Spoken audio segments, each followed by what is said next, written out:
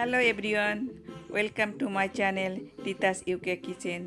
আজ নিয়ে এসেছি আমি নতুন আরেকটি রেসিপি, 3 কালারের বেবি সুইটগুলো দেখতে যেমন সুন্দর, খেতেও তেমনি সুস্বাদু।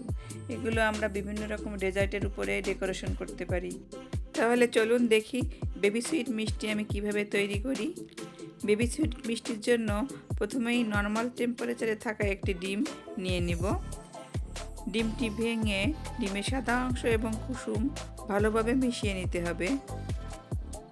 ডিম ভালো করে ফেটানো হয়ে গেলে বোলটি এক পাশে সরিয়ে রেখে অন্য একটি বলে 3/4 কাপ মিল্ক পাউডার নিলাম। 1/2 কাপ এবং 1/4 কাপ মিল্ক পাউডার নিলেই 3/4 কাপ হয়ে যাবে। তার সাথে যোগ করলাম 1/4 কাপ ময়দা, 1 টেবিল স্পুন সুজি এবং 1/2 teaspoon baking powder.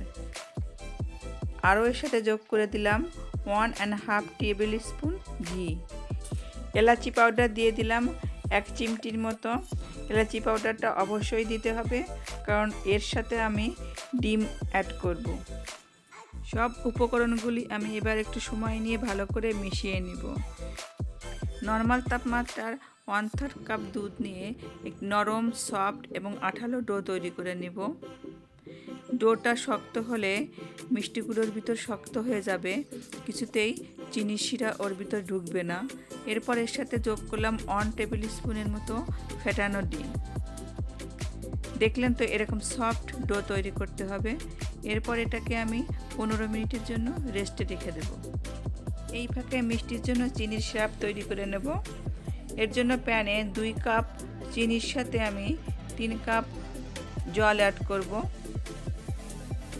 Medium to low হিটে চিনির শিরা জাল করব, আর এই সময়ের মধ্যে আমি মিষ্টিগুলো তৈরি করে নেব। যেহেতু মিষ্টিগুলো খুব ছোট ছোট করে তৈরি করতে হবে, তাই সময়ও খুব বেশি লাগবে। তাই চিনির শিরা জাল করার সময় চুলার আঁচটা একটু কমিয়ে রাখতে হবে। এখন আমার মিষ্টি তৈরি করার জন্য ডো রেডি হয়ে গেছে। এর থেকে অল্প অল্প করে নিয়ে এরকম ছোট ছোট বল তৈরি করব। এমনভাবে তৈরি করব যাতে বলগুলোর গায়ে কোনো ক্র্যাক না থাকে। এভাবে মসৃণভাবে তৈরি করতে হবে। আমার সম্পূর্ণ ডো থেকে প্রায় 50টির মতো মিষ্টি তৈরি করেছি। কড়াইতে পর্যাপ্ত পরিমাণ তেল নিয়ে নিলাম। তেল হালকা গরম হলে এখন মিষ্টির বলগুলো তেলের ভিতর ছেড়ে দিলাম। এই পর্যায়ে এরকম কড়াইতে একটু নাড়িয়ে দিতে হবে। মিষ্টিগুলো যখন একে একে উপরে উঠে আসবে, তখন আলতো হাতে নেড়ে দেব। এ পর্যায়ে চুলার আঁচ মিডিয়াম টু লো এর ভিতর ছিল। এখন চুলার আঁচ বাড়িয়ে দিয়ে হাই হিটে 2 মিনিট ভেজে নেব। যখন মিষ্টিগুলো হালকা গোল্ডেন ব্রাউন হবে, তখন চুলার আঁচ আবারও কমিয়ে দিয়ে মিডিয়াম থেকে লো এর ভিতরে রাখবো। এ পর্যায়ে এর থেকে কিছু পরিমাণ মিষ্টি তুলে নিয়ে শিরার মধ্যে দিয়ে দেব। শিরার তাপমাত্রা হালকার থেকে একটু বেশি হতে হবে।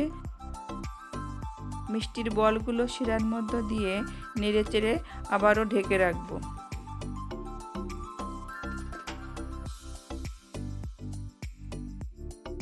এদিকে চুলার তাপমাত্রা মিডিয়াম টু লো এর ভিতরে রেখে মিষ্টির বলগুলো নেড়ে চেড়ে ভালো করে ভেজে নেব।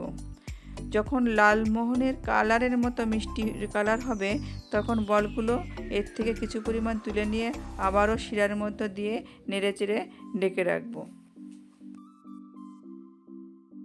চুলার আঁচ বাড়িয়ে মিডিয়াম থেকে হাইয়ের ভিতর রেখে বাকি মিষ্টির বলগুলো আর একটু ভেজে নেব। ঠিক এই পর্যায়ে মিষ্টির বলগুলো একটু ঘন ঘন নেড়ে দিতে হবে, যাতে সমস্ত সাইড একই রকম কালার আসে।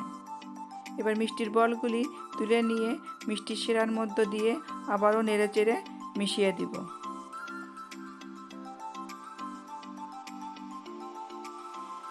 এখন চুলার আঁচ মিডিয়ামে রেখে মিষ্টিগুলি 5 মিনিট রান্না করব। 5 মিনিট পর ঢেকে 4 থেকে 5 ঘন্টার জন্য এভাবে রেখে দেব। তৈরি হয়ে গেল 3 কালারের বেবি সুইট। মিষ্টিগুলি এরকম সফট এবং রাউন্ড তৈরি করতে হলে যখন মিষ্টির বলগুলো ভাজতে হবে, তখন তেলের পরিমাণটা ঠিক রাখতে হবে। আর যখন মিষ্টি ভেজে শিরার ভিতর দিতে হবে তখন শিরার পরিমাণটাও ঠিক মতো রাখতে হবে এবং শিরা যাতে ঘন না হয়ে যায় সেটাও খেয়াল রাখতে হবে। এখন আপনাদের এই মিষ্টিগুলি আমি কেটে দেখাবো কেমন সফট এবং জুসি হয়েছে। বাড়িতে অবশ্যই আপনারা এভাবে একবার তৈরি করে দেখবেন এর ভিতর কতটা সফট, জুসি এবং সুস্বাদু হয়। ভিডিওটি যদি আপনাদের ভালো লেগে থাকে তাহলে পাশে থাকার অনুরোধ রইল। আবার ফিরে আসবো নতুন কোনো রেসিপি নিয়ে, নতুন কোনো ভিডিওতে। ততক্ষণ আপনারা ভালো থাকুন, সুস্থ থাকুন। ধন্যবাদ।